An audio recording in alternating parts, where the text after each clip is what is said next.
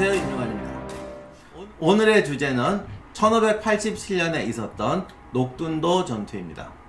선조와 이순신 장군의 인연, 만남이 처음 이루어진 전투이기도 하죠. 녹둔도는 한강에 있는 여의도처럼 두만강 하구의 강 가운데에 있던 섬입니다. 지금은 여기가 좀 위치가 애매한데, 지금은 이제 오랫동안 토사가 밀려오는 바람에 육지가 돼버렸어요. 그래서 당시에는 경흥 쪽에 있어서 경흥부에 속한 조산보라는 곳의 소속이었습니다. 이순신 장군이 조산보 만호로 부임해 가면서 이 녹둔도 전투에 관련되게 되죠.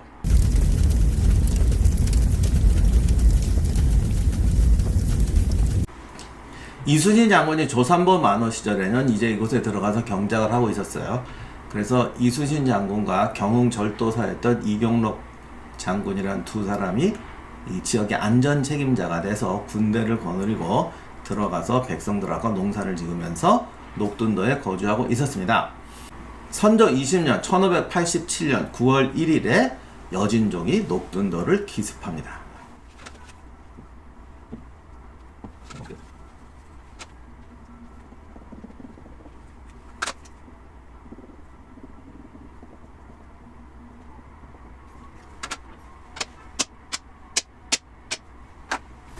마을에는 목책을 둘렀고 마을이 있고 농토가 떨어져 있어요. 그러니까 주민들은 여자나 아이들은 여기 있지만 남자들은 논밭에 일을 하러 나가야 되겠죠. 그러면 군대가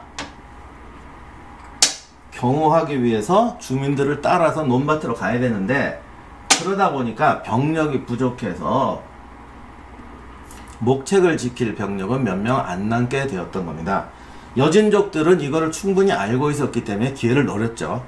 그래서 강 이쪽에 매복하고 있다가 조선군이 분리되었을 때의 마을을 습격합니다. 당시 기록을 보면 조선군은 병력이 적었기 때문에 밖에 나와서 주민들을 보호할 수는 없고 나가서 격퇴할 수가 없으니까 목책에서 방어를 했던 것 같습니다.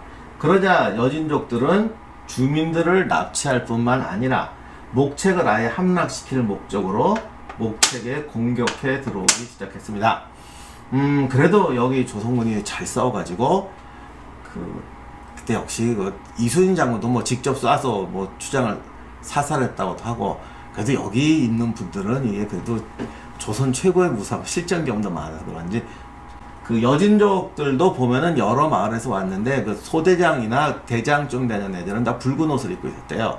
그래서 그쪽 애들을 이제 직접 집중적으로 사격해서 지휘관급을 없애고, 이 습격을 주도했던 만이응계라는 수장도 목책을 넘어 들어오다 이몽서라는 군관의 화살을 맞고 사살됩니다. 전투에서는 간신히 버티고 있었지만 마을 주민들이 약탈당하고 납치되는 것은 어떻게 할 수가 없었어요. 그런데 이때 또 한 명의 이제 공로자가 있는데, 밖에 있던 병사들이 아마 여기서 달려온 것인지, 이때 오형이라는 무사와 임경번이라는 무사와 나머지 병사들 한 11명이 이들을 공격해서 여진족에 타격을 줬다고 합니다. 근데 이분들은 다 전사했는데 하여간 뭐 여러 군데 상처가 나서 처절하게 싸우다 죽었다고 그래요. 근데 이게 또 두 가지 설이 있는데, 사실은 오형은 도망쳤대네요. 이렇게 말 타고 무서워서 탈출하다가 등에 화살을 맞고 죽었다. 반대로 이제 임경번은 아군과 주민을 구하기 위해서 여진족에 뛰어들었다 전사했다 뭐 이런 설도 있는데, 사실 이거는 판정할 수가 없습니다. 왜냐면 이게 정확한 인터뷰 기록도 아니고, 그리고 이게 다 난리통이었잖아요. 전투 중에는 저쪽으로 튀어가는 전투를 하다 보면 이렇게 돌아올 수도 있고 우회할 수도 있는데, 순간적으로 보면은 제가 도망가는구나 이렇게 생각할 수도 있거든요. 그러니까 판정 불가능이니까 우리가 뭐 굳이 이거를 어떻게 뭐라고 할 필요는 없고, 그냥 아무튼 그렇게 용감하게 싸운 병사들 때문에 목책이나 그 전투가 전환점이 되었다. 그러나 아무튼 간신히 목책은 지켜냈지만 밖에서 싸우던 조선군은 전사했고, 이제 이들은 주민을 납치해서 끌고 가기 시작합니다. 그러니까 이게 도둑들은 특징이 튈 때는 반드시 흩어져서 튀어요. 그래서 한 명은 걸려도 한 명만 걸리자는 거죠. 이게 지나가기 습관이에요, 습관. 그 다음에 또 하나는 얘들이 꼭 한 마을에서 온 사람이 아닐 수도 있어요. 이게 여러 지역에서 오거나 뭐 이렇게 여러 집단일 수가 있거든요. 그러면 가다가 지네들도 무서운 거야. 당시 여기 구성은 모르지만 이 정황적으로 봤을 때 이러다가 자기들끼리 쳐 죽이고 다 가져갈 수도 있잖아. 그러니까 자기 목 챙겼으면 빨리 사라지는 게 남는 겁니다. 그래서 튀죠.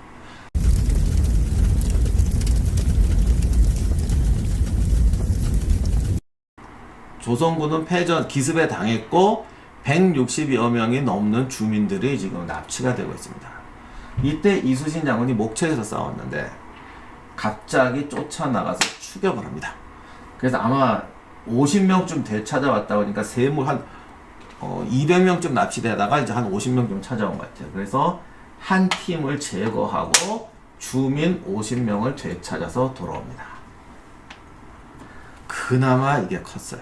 이 추격 덕분에 이순신이 큰 처벌을 면합니다. 선조가 물론 선조의 결단이었는지 뭐 회의였는지 뭐 좀 아무튼 선조가 최종 의결을 내린 게 뭐냐면 이 보니까 어쨌든 용감하게 싸웠지 않냐. 이거는 일방적으로 패전한 거하고는 다르다. 그러니까 처벌을 면한 거는 장백에 백의종군을 시켜라. 근데 이렇게 들으면 이제 분노하는 분이 많은데 뭐냐 그거 처벌 아니냐 그러는데 우리들은 장백이 어디냐. 장백에 백의종군이면 엄청나게 억울한 처벌을 당했다고 생각하는데 당시에 원래 군인들은 전투에서 패하면 그게 어떤 상황이든 간에 뭐 유배를 가든지 뭐 참수될 수도 있고 유배를 가든지 큰 벌을 받습니다.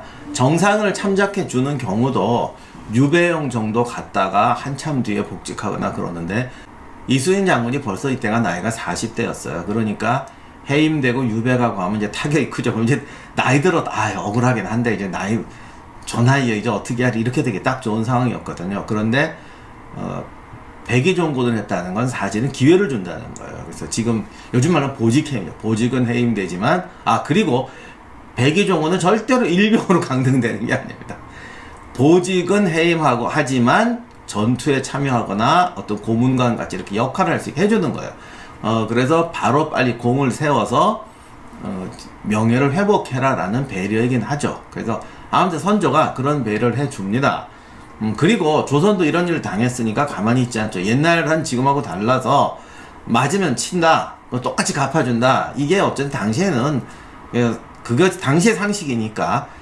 그래서 다음 해인 1588년 1월 15일에 조선군이 보복공격을 합니다. 포로도 뭐 납치됐던 사람도 포로를 한다. 납치됐던 사람도 찾아오고 또 여진족한테 정보망도 가동하고 그래서 그곳에 있던 시전부락이라는 곳이 이제 제일 이제 주동이다. 그래서 조선군 2,500명을 동원해서 시전부락을 공격합니다. 그리고 이게 보복 공격이었기 때문에 그냥 방침이 똑같이 갚아준다 였던 것 같아요. 그래서 뭐 죽인 사람이 300명이고 그게 다 군인은 아닌 것 같은데 아무튼 380명을 죽이고 말 9마리 소 20마리를 끌고 돌아왔다. 그리고 마을을 분탕했다. 이렇게 되어 있습니다. 이때 이수인 장군도 참전해서 여진족 추장급 인물 하나를 사살하는 공을 세웁니다. 뭐 꿰어내서 잡았다는데 구체적인 내용은 없네요. 그렇게 돼서 이수인 장군도 관원이 될 수 있는 자격을 다시 돌려받습니다. 당장 관직에 복직은 안 됐지만 아무튼 이수인 장군이 실제로는 굉장히 잘 싸우지 않았느냐 이런 게 소문이 났던 것 같아요. 그래서 전라도 관찰사로 있던 이광이 이수인 장군을 데려다가 자기의 이제 군관으로 삼습니다. 이제 군관 정도까지는 그래도 이제 재량껏 적당히 임명할 수가 있거든요. 그런데 보니까 이수인 장군이 능력이 있잖아요. 그래서 전라도 조방장으로 임명합니다. 그때는 이제 관에 보고를 해서 그리고 바로 정읍 현감이 되죠. 그러니까 생전 수령직에 못 가고 있었는데 오히려 이 사건으로 인해서 사람들한테 눈에 들어서 현감이 됩니다. 그러다가 임진왜란 준비하면서 유능한 무장 없냐 했을 때 전라도 좌수사로 특채가 됩니다. 그것도 말이 무지하게 많았는데 현감을 안 했더라면 전라 좌수사 절대 못 갔을 거예요. 그리고 어쩌면 선조가 그건 기억해둘 수도 있어요. 그때 그 친구 싸울 줄 알던데 뭐 이런 것도 있었을 수도 있어요. 정확한 기록은 없지만 아무튼 이수인 장군의 입장에서 보면 선조라고 그러면 이제 많은 분들이 이수인 장군 악연만 생각하고 또 어떤 분 너무 과하게 뭐 선조에 대해서 흥분을 하는데 두 분의 처음 만남은 어떻게 보면 처음 만나보면 그래도 잘 풀리고 오히려 이것이 세옹지마가 돼서 이수진 장군이 전라도 자수사가 될 수 있는 계기가 되었다.